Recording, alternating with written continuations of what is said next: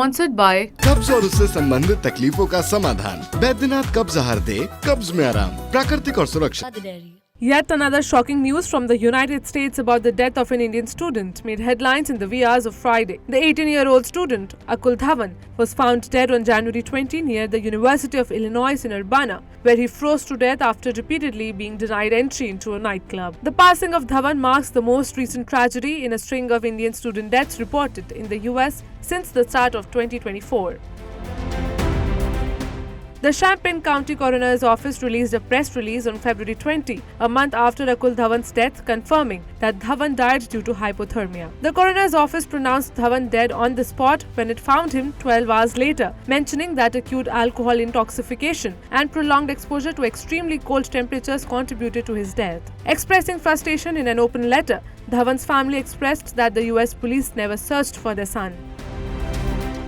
According to a report in the Kansas City Star, Dhawan was out with his friends at a club situated close to his university campus. A surveillance video has revealed that Dhawan and his friends had visited the Canopy Club that were denied re-entry at around 11:30. The report mentioned that Dhawan tried to enter the club multiple times but was repeatedly denied by the staff.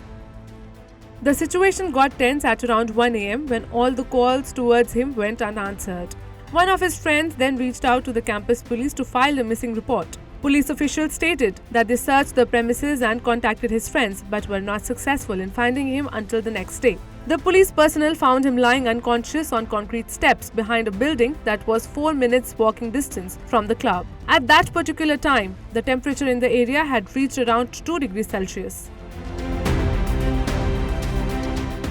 The locations where Dhawan was reported missing and where he was found are less than 200 feet apart, his parents noted. Reacting sharply to the untimely death of their son in an open letter published in the News Gazette, Dhawan's family questioned the laid-back attitude of the police officials and why their son was found 10 hours later and not immediately after being reported missing.